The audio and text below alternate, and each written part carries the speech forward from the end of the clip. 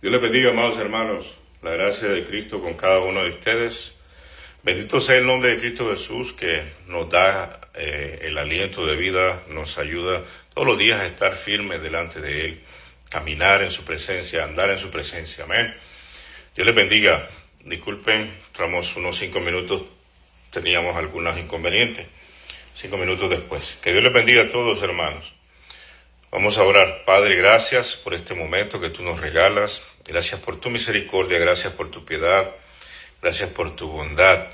Gracias, Señor de señores. Tu nombre sea bendiciendo, Señor mío.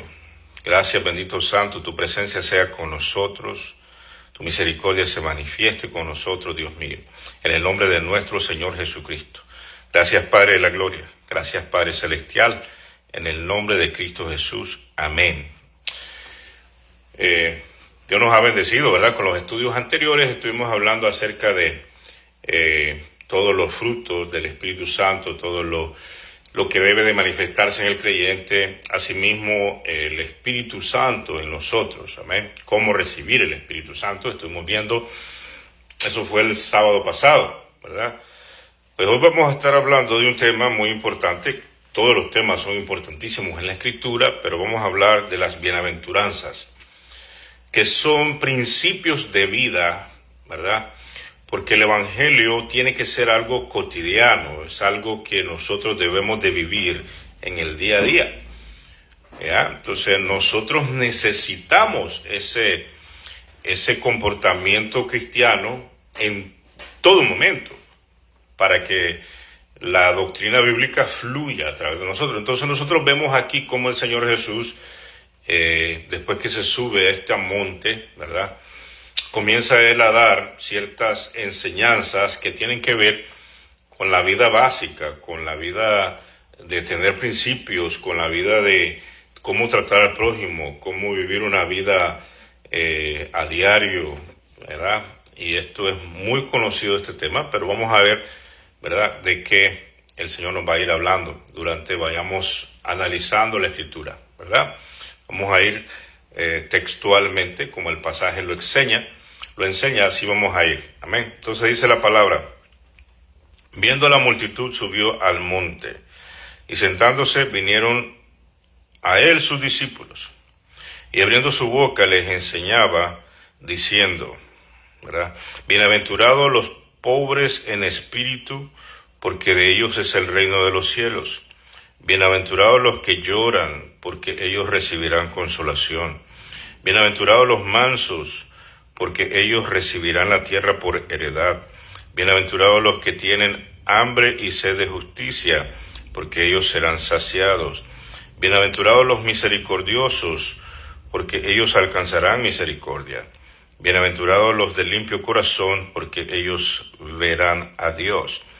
Bienaventurados los pacificadores, porque ellos serán llamados hijos de Dios. Entonces es conocido como el Sermón del Monte o las bienaventuranzas. Entonces es normal que nosotros como seres humanos queremos que nos vaya bien la vida, ¿verdad? Que nosotros estemos en esta tierra y nos vaya bien. Es normal que nosotros querramos que a nuestros hijos, a nuestros seres queridos, la familia que nosotros tenemos, le vaya bien. Entonces, bienaventuranza, eso quiere decir que te va a ir bien si tú comienzas a vivir en algún estilo de vida que el Señor te aconseja, ¿verdad? La palabra del Señor nos enseña que nosotros somos como sembradores en esta tierra, que si nosotros colaboramos por ejemplo, tú entras en una casa, por ejemplo, entras en un lugar y te sonríes con las personas y saludas, pues eso vas a recibir de regreso.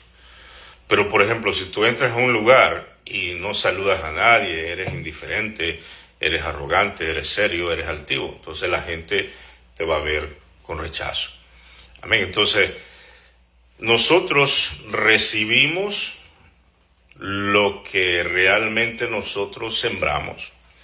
Por ejemplo, si nosotros sembramos maíz, vamos a recibir maíz multiplicado. Vamos a recibir maíz multiplicado. Si nosotros sembramos frijoles, si nosotros sembramos, vamos a recibir, ¿verdad?, lo que sembramos más una multiplicación. Asimismo es lo malo. Entonces, si nosotros somos malos, por ejemplo, padres que son malos, que tratan mal a sus hijos, que no los ayudan, que son déspotas con ellos, entonces viene un rencor en los hijos, viene un resentimiento en los hijos. ¿Y cuántos padres y cuántos hijos han matado a sus padres? Producto que a veces los mismos padres sembraron odio, sembraron resentimiento en los mismos hijos. Es como una esposa, por ejemplo, si el esposo la trata mal, es un borracho, es un traidor, la traiciona, es infiel, le pega y entonces va a haber un momento que esta mujer va a reaccionar de la misma manera o va a ir en una ira, en una furia. Entonces, ¿verdad? Entonces, cada quien recibe lo que siembra en esta vida. Amén. No es que se paguen las cosas, no, porque aquí no se pagan las cosas. O sea, aquí simplemente vas sembrando y en determinado momento vienen las consecuencias de tus actos. Entonces las consecuencias de tus actos se van a regresar contra ti. Es como, por ejemplo, una persona que quiebra la ley, pues la ley lo va a tener que juzgar, viene la policía y lo castiga, se lo llevan, las autoridades se lo llevan, lo procesan y lo echan preso. Pero son consecuencias de los actos, ¿verdad? Entonces, si nosotros, por ejemplo, no entendemos eso como principio de vida, pues vamos a tener problemas. Que donde quiera que nosotros estemos, debemos de cumplir ciertas normas, ¿verdad? Por ejemplo, si nosotros desafiamos la autoridad, y las autoridades están puestas por Dios, dice la Escritura, todas las autoridades, los jueces, los presidentes, el ejecutivo, todos esos, toda la estructura de gobierno que existe, todo eso, sea como sea, eso no es el punto. El punto es de que aquí todas las personas, aquí en esta tierra, suben a cargos de autoridad porque de alguna manera la soberanía de Dios lo permite.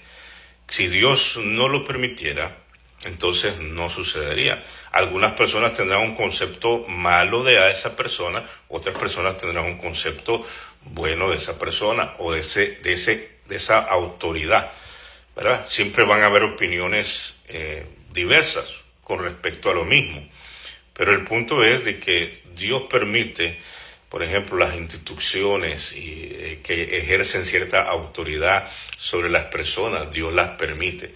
Entonces, cuando nosotros quebramos las leyes, las normas, aunque nosotros consideremos cualquier otra cosa, pero estamos cultivando la consecuencia de nuestros actos.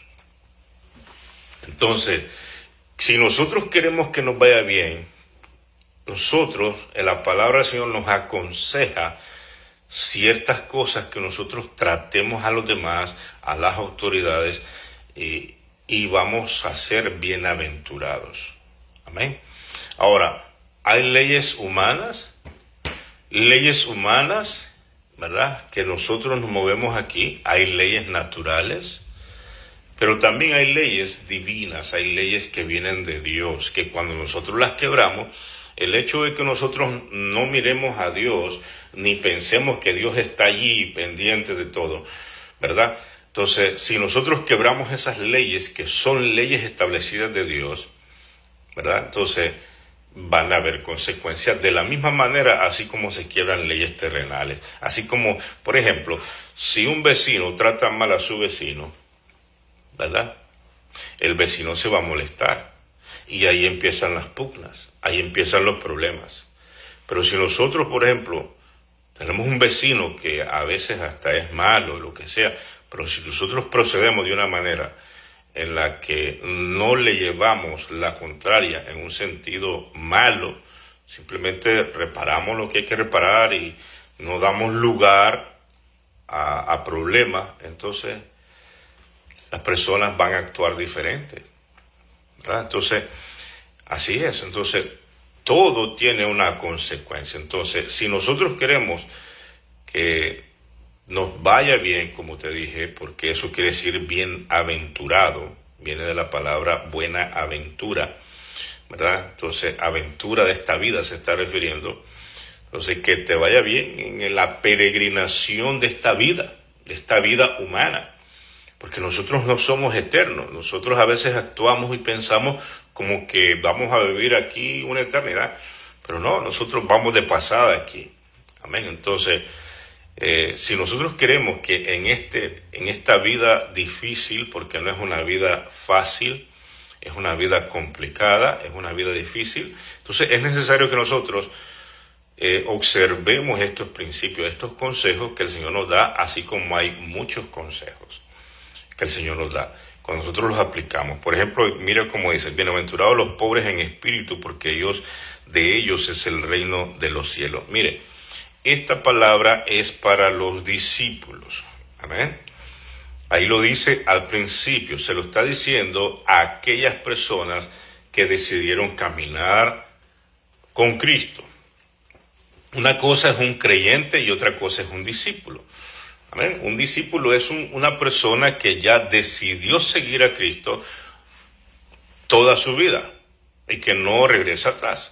Un creyente es una persona que simplemente cree, pero quizás no tenga un compromiso real, un compromiso determinado a seguir a Cristo.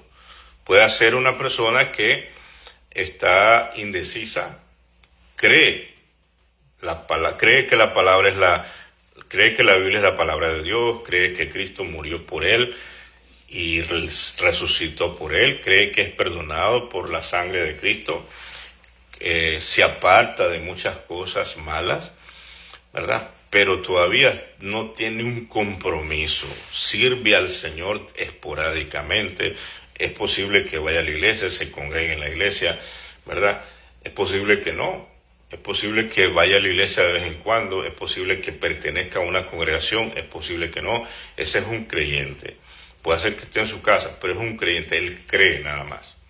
Cree de una manera con la mente, ¿verdad? Intelectualmente, pero no hay una convicción fuerte que diga: yo soy discípulo de Cristo, no importa, sigo adelante.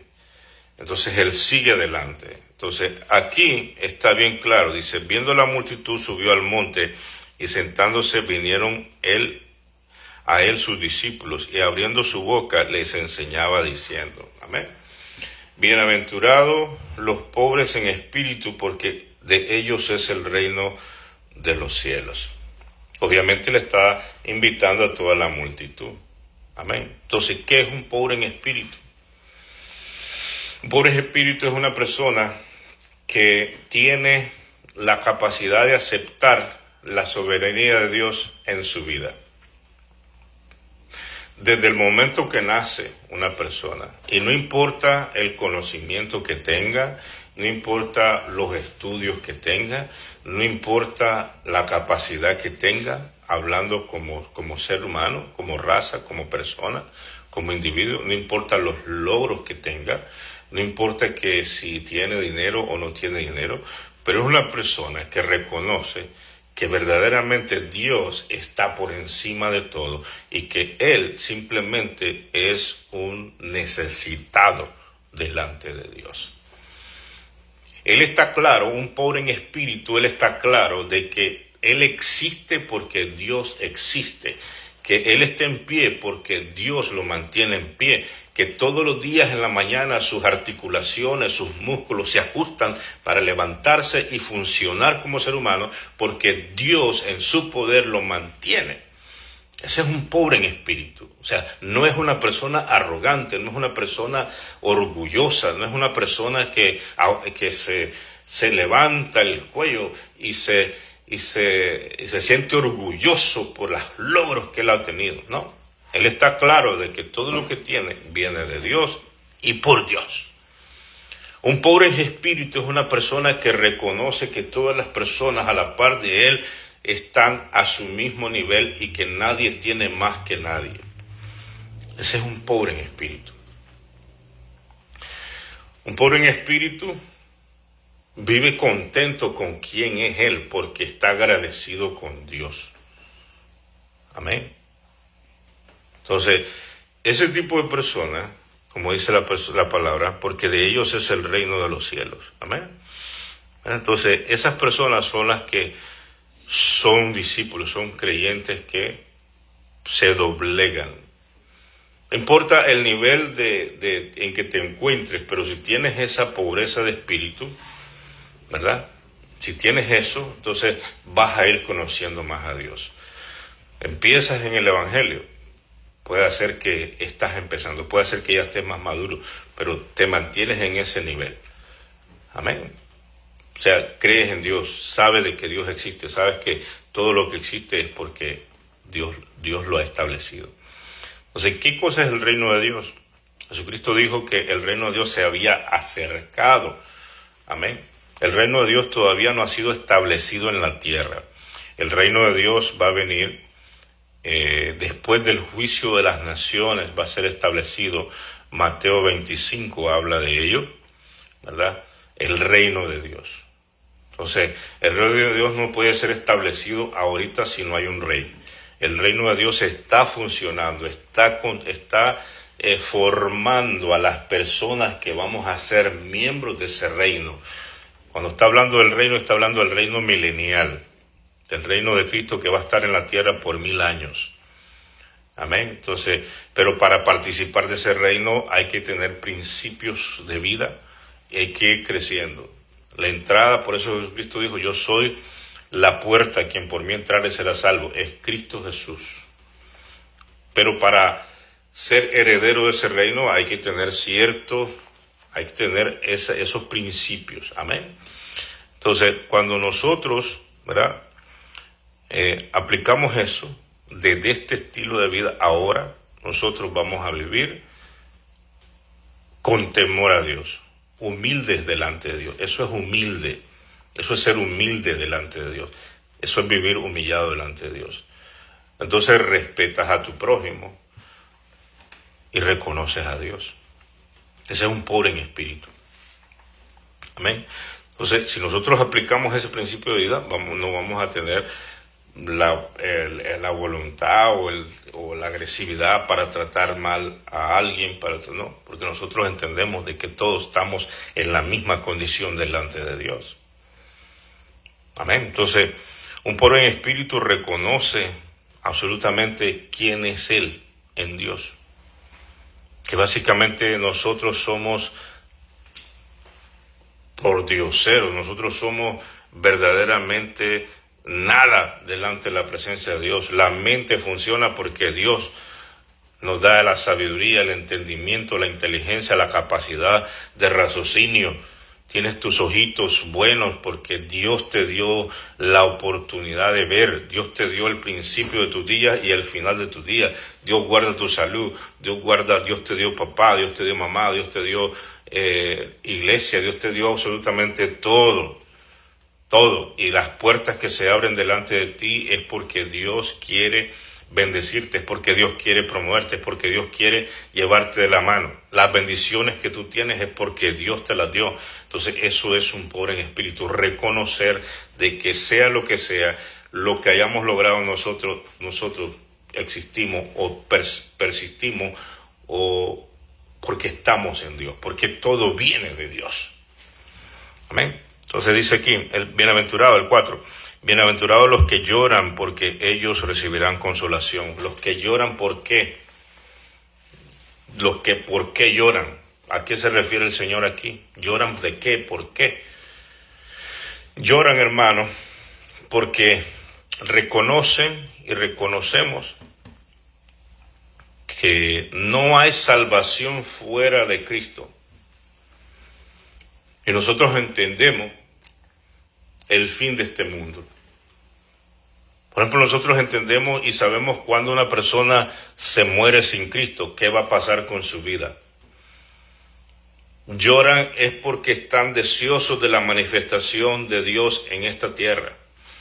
Lloran porque están sufriendo las penalidades por Cristo, por el Evangelio de Cristo.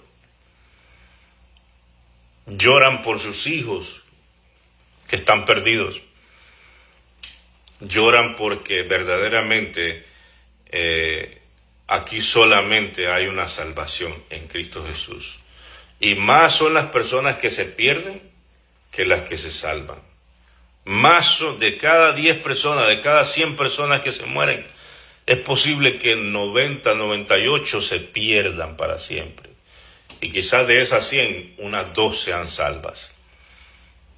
Porque ni aún en todas las iglesias, la mayoría, no todos son salvos. Ni aún en las iglesias. Estoy hablando de las iglesias que tienen buena doctrina. Entonces, el que entiende eso, vive un dolor, vive una angustia, llora. Porque sabemos y entendemos el gran peligro que hay y que reina sobre la tierra.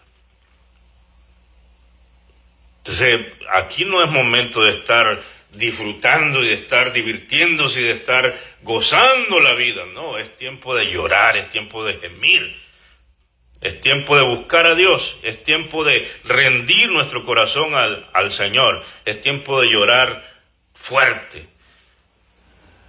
Porque la persona que anda viviendo la vida loca no está consciente de lo que verdaderamente sucede o sucederá en esta tierra.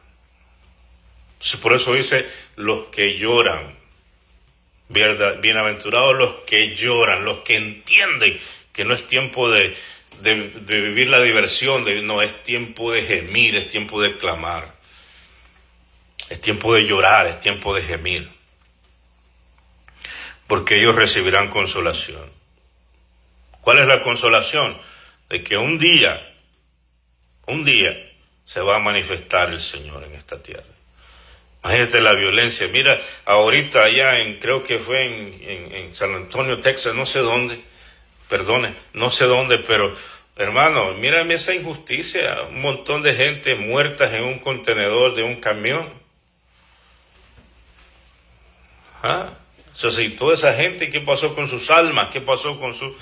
Nosotros vemos el físico, pero el espíritu, ¿qué pasó? Entonces, suceden cosas, hermano, en esta tierra que salen de corazones diabólicos. Mira, tanto secuestro, tanta trata de blanca, jóvenes que se perdieron en determinada ciudad y nunca más se sabe de ellos y las están prostituyendo en prostíbulos escondidos. Las mantienen a base de droga, jovencitos que tienen que ponerse una mochila de droga para poder pasar el desierto, si no, no los dejan pasar, los matan. Todo, hermano, lo que pasa en esta tierra, ¿usted cree que es tiempo para estarse divirtiendo y para estar viviendo diversiones y esto? Solo la gente que no tiene sus 5 sentidos en orden no se da cuenta, hermanos, lo que nosotros como raza humana estamos provocando. Entonces es tiempo de gemir y es tiempo de clamar, es tiempo de voltarse y buscar a Dios. Por eso dice la palabra del Señor, que los que tienen, los que saben lo que viene, las consecuencias de los actos de la humanidad. Amén. Entonces, bienaventurados los que lloran, porque ellos recibirán consolación. La consolación viene de Dios. Bienaventurados los mansos, porque ellos recibirán la tierra por heredad. ¿Verdad? El otro día estuvimos hablando de los frutos del Espíritu, qué cosa es manso. No se está refiriendo a que te doblegues ante un sistema o ante... No, aquí la mansedumbre es un corazón que es trabajable en las manos de Dios, ¿verdad? Un corazón que se puede moldear, que tiene... Mira, ¿qué es lo que pasa? Que cuando el hombre se va alejando de Dios y está en su pecado, lo que pasa es de que el corazón se va tornando como piedra. Un corazón duro, un corazón insensible, un corazón que verdaderamente no se conmueve, ¿verdad? No le interesa dejar a la esposa, dejar a los hijos, no le interesa nada. Es un corazón orgulloso. Entonces, esa acumulación de maldad, ¿verdad? Que el pecado es progresivo. La persona empieza haciendo poquito, ¿verdad? Porque nosotros, ¿verdad? Ya tenemos la maldad en nuestro ser, en nuestro cuerpo, la heredamos de nuestros padres. Entonces, Cuando el ser humano comienza a practicar esa maldad, su corazón cada vez se va tornando más fuerte, más duro, más duro, más duro, más duro. De modo que la Biblia le dice que es un corazón de piedra. Entonces hay una rudeza ahí. Entonces ese corazón es difícil para Dios trabajarlo, convertir ese corazón, o sea, tratar de hacer que la persona ya deje la dureza, la rudeza y toda la maldad y se torne a vivir un estilo de vida sensible a los demás y tratando bien a sus semejantes. Entonces esa transición no es fácil en las manos de Dios, o sea, no es algo sencillo, no es algo simple. ¿Por qué? Porque la voluntad del hombre es la que tiene que estar de acuerdo. Y no solamente de acuerdo, sino que la voluntad del hombre tiene que ceder a que sea trabajado por Dios, ¿verdad? Entonces, manso, eso significa un corazón que verdaderamente se deje moldear o se deje trabajar en las manos de Dios. En otras palabras, empieza cediendo la voluntad a Dios, ¿verdad? O sea, la voluntad es algo muy importante en el ser humano. Es el mecanismo de defensa, es el mecanismo que lo guía, que lo dirige de manera natural, ¿verdad? Entonces, pero el problema es de que nosotros como seres humanos tendemos a dar la voluntad a alguien o a algo. Por ejemplo, hay personas que caen en la religiosidad, hay personas que heredan la religión de los padres, ¿verdad? Entonces los padres le dicen, mira hijo, nunca dejes tu religión, cualquier religión que sea. Entonces, ¿qué pasa? Que cuando las personas ceden esa voluntad a la religión, o sea, se entregan a la religión, ¿verdad? Entonces, por eso es que hay religiones que perseveran y permanecen bastante, ¿no? ¿Por qué? Porque tienen cautiva la conciencia de las personas. Entonces nosotros como seres humanos tenemos que tener mucho cuidado a quién le cedemos nuestra conciencia, nuestra voluntad. ¿Amén? Entonces, ¿por qué es difícil en Dios? Porque mira, la religiosidad cautiva la conciencia de las personas en la ignorancia. ¿Ya? Por muchos años, por ejemplo, organizaciones como la Iglesia Católica, por ejemplo, no se la daban a conocer a la gente, todo era en latín, todo era, ¿verdad? Entonces, ¿por qué? Para que la gente no se diera cuenta de lo que estaba aquí escrito, porque una vez que el hombre comienza a leer la escritura, comienza a ver la luz. Entonces, las religiones mantienen a las personas sus conciencias cautivas, pero en la ignorancia. No quieren que la persona conozca simplemente la religión y comienzan a darle un montón de cosas que no tienen absolutamente nada que ver con la Biblia. ¿Para qué? Para mantenerlos, sus conciencias.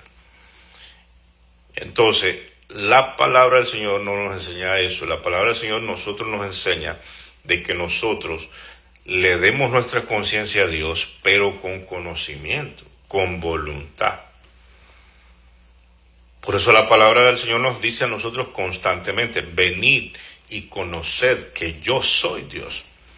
Porque el Señor quiere que nosotros le sigamos, pero con conocimiento. O sea, estando claros de que Él es nuestro Dios y conocerlo a Él, conocer la Escritura. Dios no te esconde nada. ¿Ya? Los malos testimonios, las personas que fallaron, que fueron siervos de Dios, están escritos aquí. Dios no esconde nada. ¿Por qué? Porque esa es la libertad, el conocer cómo es que son las cosas. Dios quiere que nosotros le cedamos a Él nuestra voluntad. Allí empieza un corazón manso.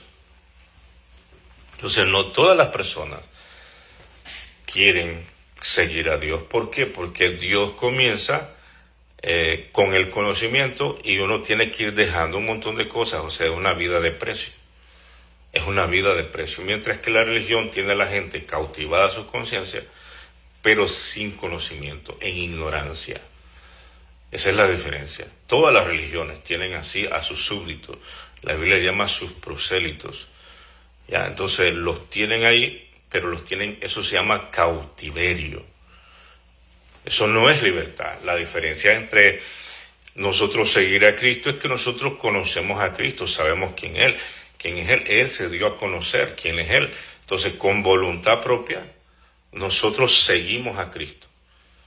Y ahí cedemos. Ese es un corazón manso, ese es un manso, ¿verdad? Que se deja moldear por Dios. Por Dios. Al único que uno le tiene que dar su conciencia y su voluntad es a Dios. ¿Y cómo lo hacemos? Cuando nosotros nos rendimos a cumplir la palabra. Entonces, eso quiere decir que seguimos a Cristo, ¿verdad? Porque nosotros podemos decir, ¿dónde está Dios para darle mi conciencia y para darle mi voluntad? ¿Dónde está? Bueno, nosotros le entregamos así. Dios es espíritu, Dios nos escucha, nos recibe. Ahora, como evidencia que nosotros dimos nuestra conciencia y nuestra voluntad a Cristo, nos ajustamos a la doctrina de la palabra. Eso significa conocerla, cumplirla, seguirla. Entonces, esa es una persona manso de corazón. Amén. Entonces, por eso dice, bienaventurados los mansos, porque ellos recibirán la tierra por heredad. ¿Por qué? Porque tienen principios para vivir. La vida de Cristo la han aplicado a su vida. Viven por los parámetros, por las reglas, por la doctrina de Cristo. Entonces, es una sociedad tremenda. Entonces, esto es lo que va a pasar en el reinado milenial, por ejemplo. Nosotros vamos a vivir este estilo de vida. La ley será la palabra de Dios. Entonces, ¿qué significa que el reino de los cielos se ha acercado? Significa que el Señor está formando toda la estructura que va a gobernar en el reino de los cielos una vez establecido el reino de Cristo, establecido en la tierra. ¿Verdad? Entonces, estamos preparándonos. Entonces, eso significa que la iglesia de Cristo vamos a gobernar y vamos a estar sirviendo y vamos a ser parte y somos parte de ese reino. Amén. Que el Señor va a establecer en su momento en la tierra. Como dice la Escritura, después del juicio de las naciones, ¿verdad? O sea, primero está la gran tribulación, primero es el rapto de la iglesia, la gran tribulación, el juicio de las naciones, Jesucristo establece su reino, el juicio de las naciones y luego el milenio, el reino milenial, 1000 años sobre la tierra. A eso se refiere, a ese reino, ¿verdad? Después del milenio viene el juicio del trono blanco, que es el juicio final. Entonces, de ahí es la eternidad futura, ya por la eternidad. Ya ese es un reino universal, ya eso es otro tiempo, ¿verdad? Entonces, ahora aquí nos dice a nosotros que nosotros, los mansos, dice, heredarán la tierra recibirán la tierra por heredad.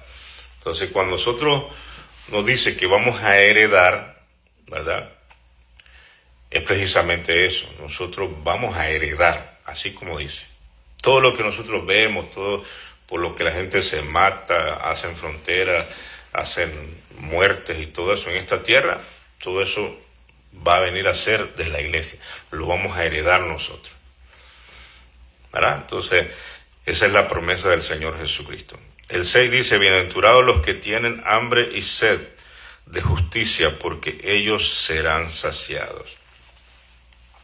Lo mismo, ¿verdad? Aquí lo que está hablando no es de la justicia terrenal, sino de la justicia divina. Amén. Que la justicia aquí terrenal es una justicia que puede parcializarse para un lado o para el otro, ¿no? Aquí lo que está hablando, o cuestiones políticas, porque la gente tiende a confundir estos términos y aplicarlos a sus cuestiones políticas, a sus luchas políticas, a sus cuestiones. No tiene nada que ver con eso. Aquí no está hablando de la justicia de la tierra, aquí está hablando de la justicia de Dios, ¿verdad? Está hablando de la justicia de Dios. Dice, bienaventurados los que tienen hambre y sed de justicia, porque ellos serán saciados. ¿A qué se está refiriendo aquí? La justicia que vino por la cruz del Calvario. La palabra dice que nosotros hemos sido justificados en la cruz, nuestro pecado. Mira, sin justificación Dios pudo haber salvado al hombre, pero no es justicia. Te voy a poner un ejemplo para que lo entendamos un poco mejor. Mira, resulta de que, digamos, un juez va a condenar a alguien y antes de condenarlo, la condena, digamos, es 3 años de cárcel, por ejemplo, un ejemplo, ¿ya? O puede ser más el delito. Pero el juez resulta que es amigo o conocido del enjuiciado. Y el juez, de una manera arbitraria, decide, haciendo uso y abuso de sus funciones, resulta que le dice a la persona, andate, fuera, andate, ya tu caso está cerrado. Entonces, agarra el juicio y lo decreta libre al hombre. Cuando la persona ya estaba demostrado el delito y estaba todo, pero el juez falló mal. Y él sabe que lo hizo mal. ¿Por qué? Porque ya estaba el juicio declarado que la persona iba a dar 3 años de cárcel, ¿verdad? O tenía que pagar determinada cantidad de dinero, un ejemplo. Pero el juez, arbitrariamente, sin ver las consecuencias de los actos de la persona, le dijo que se fuera, solo porque tenía uso de autoridad, porque estaba en una posición de autoridad y era su amigo y lo dejó ir. Eso es injusticia. Eso no es justo, ¿verdad? Esa es una ilustración. Eso no es justo. Lo justo es que la persona pague y después sea libre. O se busque una manera de que se compense con dinero el asunto y después la persona libre. Entonces se cumplió la justicia. Pero no fue así en el caso de este ejemplo que te puse. Entonces, ¿qué fue lo que hizo el Señor para salvar a la humanidad? Pagar el precio. ¿Cuál era el precio del pecado del hombre? Muerte. ¿Por qué? Porque todos los actos que nosotros hicimos en nuestra vida, cada uno de ellos merece la muerte. Entonces, nosotros no podemos salvarnos, nadie. No podemos. ¿Por qué? Porque la paga del pecado es muerte. Entonces, la única manera de nosotros compensar la ley, no pagar, pero compensar la ley es muriendo. Pero nos morimos y entonces ya hasta ahí llegamos. ¿Por qué? Porque no está hablando de la muerte física, está hablando de la muerte eterna. O sea, la condenación eterna, la separación eterna, ¿verdad? Entonces, a nosotros pagar o a nosotros llegar a las consecuencias de nuestro pecado, producto de lo que hicimos, entonces ya no tenemos oportunidad, aunque sí nosotros morimos. ¿Por qué? Porque eso es lo que merecíamos. Entonces, entonces, si el Señor hubiera dicho, ok, entonces yo agarro a todas las personas y las saco. ¿Por qué? Porque yo quiero, porque soy Dios, porque soy el juez. Pero Dios no actúa así. Dios no es arbitrario, Dios no es parcialista, Dios no es un ser que va a ir en contra de su misma palabra. Lo único que tiene peso en el universo es la palabra de Dios. Es tan importante la palabra de Dios en toda la creación y en todo el universo que el mismo Dios se rige por su misma palabra.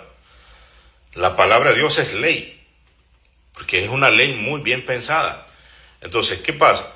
Si nosotros, si el mismo Dios quiebra su palabra, entonces ¿a dónde vamos a parar nosotros? Entonces, la única manera de salvar al hombre era justificándolo de su pecado, para poder salvarlo.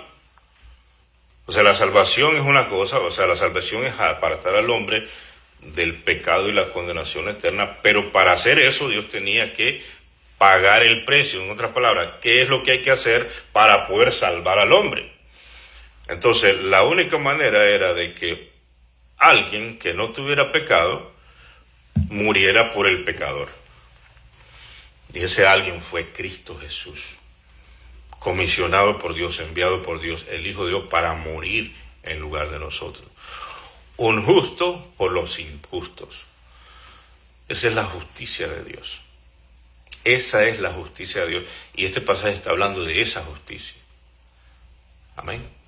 Y todo lo que concierne con la justicia de Dios. Entonces, que la gente se salven por la justicia de Dios. Porque ¿qué es lo que pasa? Que muchas personas alteran, engañan a la humanidad y le dicen de que la salvación se puede obtener por sus obras, por sus méritos y por otras cosas. O que se hace esto u otros caminos.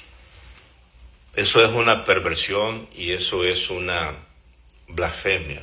Y ese es un engaño terrible a la humanidad que se pierde. Entonces hay gente que sabe eso y entonces esos son los que piden esa justicia. Pero como dicen, bienaventurados los que tienen hambre y sed de justicia. En otras palabras, los que verdaderamente anhelan esa justicia. Tienen hambre de ver manifestarse en la gente, en las personas, esa justicia, ese perdón.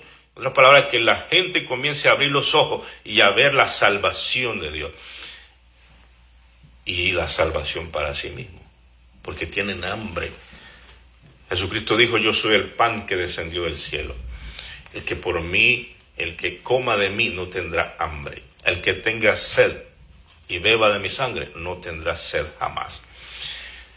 A esa justicia es que se está refiriendo este pasaje. No se está refiriendo a otras cosas del mundo, a otras cosas que tienen que ver con otro tipo de crímenes comunes, y no se está refiriendo a la justicia del hombre, se está refiriendo a la justicia que vino del cielo, a la justicia que verdaderamente es el problema del hombre. Todos los problemas de aquí en la tierra son absolutamente nada. Todos los problemas que el hombre pueda pasar vivo, todos los fracasos que pueda tener, son absolutamente nada delante de la justicia de Dios. Allí sí, verdaderamente es el día en que el hombre se va a enfrentar a la verdadera justicia, la justicia de Dios. ¿Cuál es la justicia de Dios? Dice la palabra que el evangelio vino a todos los hombres. Los que le recibieron, Dios les dio el poder de ser hechos hijos de Dios. Mas los que le rechazaron, dicen que fueron condenados. Ahora, ¿por qué fueron condenados? ¿Solo porque no creyeron? No, es porque era el único camino. En otras palabras, aquí no hay otra opción. Podrán haber miles de religiones, podrán haber miles de maneras que el hombre se inventa para adquirir la salvación y la justicia de Dios, pero no existe, solamente hay una justicia, un camino, que es Cristo Jesús. No existe otro.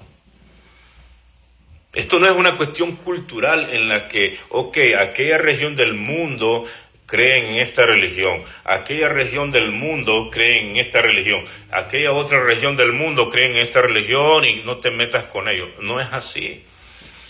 Porque la palabra de Dios nos enseña que Cristo murió en Jerusalén. En ese tiempo era el centro del mundo, económicamente hablando, imperialmente hablando. Era una ciudad sumamente importante en esa generación y hasta el día de hoy. Nosotros somos influenciados como sociedad, como raza, como individuos por la cultura romana, por la cultura griega, por eso que sucedió en ese mundo de entonces. Hasta el día de hoy somos influenciados. Amén. Entonces el evangelio fue estratégico. Jesús murió de una manera estratégica. Era el centro de la atracción mundial. ¿Con qué fin? Con el fin de que se dispersara el evangelio en todas las 4 esquinas del mundo. En otras palabras, aquellas regiones que tienen otras religiones, no es que el evangelio no ha llegado, no, es todo lo contrario, llegó primero. Nosotros hemos recibido el evangelio en estos posteriores tiempos. Por ejemplo, hablando del continente americano, nosotros recibimos el evangelio hace poco, pero ya habían habitantes aquí, en esta zona, toda América. Y esa gente venían de ese mismo centro del mundo. allá al lado del Medio Oriente. Entonces esa gente también recibieron el conocimiento de Dios. Amén. Entonces, lo que pasa es que el conocimiento de Dios, si nosotros tenemos que entender que tenemos un enemigo, el diablo, que siempre va a ir tratando de estorbar el conocimiento de Dios. Entonces nosotros no pensemos de que nosotros esto es algo cultural o es algo de solo estas regiones. No, el evangelio es mundial y en todas las generaciones ha llegado a esas generaciones. Porque es que aquellos países del Oriente tienen tantas religiones precisamente por eso, para tapar la verdad que ellos recibieron primero. Entonces, no digamos ni pensemos que es algo solamente de determinada cultura el evangelio, no, o determinada raza, no, esto es para todos. El evangelio es para todos y es de todos. Entonces, todos los hombres. Entonces, bienaventurados los que tienen hambre y sed de justicia, porque ellos serán saciados. Se refiere a eso, a los que tienen el anhelo de ver la gloria de Dios en su vida, a los que anhelan la salvación de Dios. ¿Cuántas personas que lloran en sus camas, en sus casas, padres alcohólicos, madres prostitutas, otros jóvenes solos porque sus padres tienen mucho dinero y andan en sus vidas y ellos están por allá sin padres, sin madres? En todos los estratos sociales, en todos los niveles, hay gente que llora y no saben a dónde ir. No saben qué hacer. Llora el hombre y dice, quiero algo, pero no sé qué es. Está hambriento. Hay un hambre en el corazón del hombre. A esa hambre se refiere. Y el hombre que busca, halla. Dice la palabra del Señor, el que busca, halla. El que llama, se le abrirá. Entonces, a esa hambre que el hombre tiene, a esa hambre es que se refiere, a esa hambre de justicia, a esa hambre de que la justificación de Cristo Jesús lo alcance,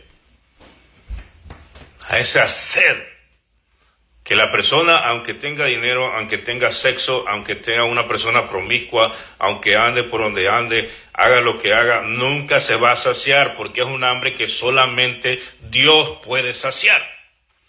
Es una sed que solamente Cristo puede saciar. Se lo dijo a la samaritana. Si bebes de esta agua no tendrás sed jamás. Y le dice a la samaritana, Señor, dame de beber esa agua para que yo no tenga que venir otra vez al pozo a traer agua. Jesucristo no le dijo, no te doy de esa agua. Jesucristo le dijo, ve y trae a tu marido. Y le dice ella, no, Señor, yo no tengo marido. Jesús le dice, bien has dicho, porque 5 maridos has tenido y el que ahora tiene tampoco es tu marido. Entonces Jesús la confrontó con su pecado para que ella arreglara su vida y entonces pudiera beber del agua. Lo mismo le dijo a Zaqueo, lo mismo le dijo a Nicodemo. Porque nosotros, para venir a Cristo y poder ser saciados de esa verdadera justicia de Dios y de esa verdadera necesidad, entonces tenemos que tener la conversión, tenemos que venir en arrepentimiento de nuestro pecado y nuestra maldad. A eso se refiere cuando dice bienaventurado los que tienen hambre y sed de justicia, porque ellos serán saciados. Si tú verdaderamente buscas a Dios, Él te va a saciar. Si tú verdaderamente quieres ser alimentado realmente y ser lleno de Dios, esa necesidad que está en tu corazón, que por más que hagas, por más que busques, por más que experimentes en el pecado, en las libertades, el gusto que te des, sin desenfreno, no te va a saciar absolutamente nada, porque el único que va a saciar es Dios, la justicia de Dios. La justicia de Dios. Hay personas que están en una prisión, pero son libres. Están en una prisión tal vez por sus actos, porque cometieron un delito, pero conocieron a Cristo ahí en esa prisión. Y en su corazón ellos son libres. Aunque están ahí en 4 paredes, pagando por sus actos, y ellos están están claros y dicen muchos de ellos, yo estoy aquí porque yo hice cosas que yo merezco estar aquí, pero dentro de mí he conocido a Cristo y tengo libertad en Él. Y están presos. Físicamente están en 4 paredes y están presos.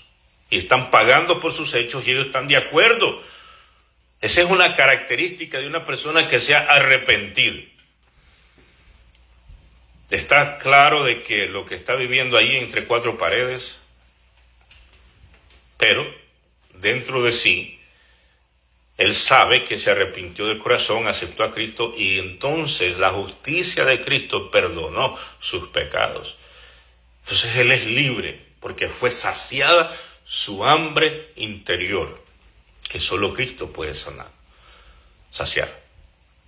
Pero hay personas que están fuera de una prisión, tienen todo, tienen absolutamente todo, pueden trasladarse, pueden ir a cualquier lugar de que ellos lo deseen, que ellos vayan, pero en sus corazones están presos, están paralíticos, están mal. ¿Por qué? Porque por más que experimenten, por más que se estimulen, por más que la persona tiene dinero y para saciar cierta necesidad se va de compra y compra y compra y compra y compra, pero no le sacia. Hay personas que se refugian en la droga, en el sexo, personas que cambian de novia, y mujeres también, es lo mismo hoy en día, la promiscuidad. Pero nada les sacia, no se limitan de nada, así como Salomón dice que todo gusto se dio en cuanto a la carne, pero no se sacian. ¿Por qué? Porque no se explican qué es lo que necesitan. Siempre hay lagunas, siempre hay confusiones mentales de que cuál será el camino, qué hago, qué será. Hasta que nace el deseo de buscar a Dios. Señor, tiene que haber algo, tiene que haber un propósito por el cual yo estoy en esta tierra. Tiene que haber una razón real, Señor, por la cual yo existo. La gente comienza a preguntarse, entonces, allí es donde nace el interés real de la justicia de Dios. Y entonces se les manifiesta a Cristo a sus vidas. El Espíritu de Dios te localiza, esa fe, y Él te guía a Cristo. Entonces, si tú tienes esa sed, tienes esa hambre, vas a ser saciado. Vas a ser saciado. Bendito es el nombre de Cristo Jesús. Vamos a seguir con este tema el próximo sábado. Los sábados vamos a estar estudiando las bienaventuranzas con el favor de Dios. Amén. Vamos a estarlas explicando textualmente, vamos a ir verso por verso. Que Dios te bendiga, amado hermano, la paz de Cristo contigo. Amén. Verdaderamente para mí es un privilegio y un gozo estar cada sábado contigo, ¿verdad? Entonces sea el Señor bendiciéndote donde quiera que te encuentres. Amén. Dios te bendiga en el nombre de Cristo Jesús. Quiero orar por ti.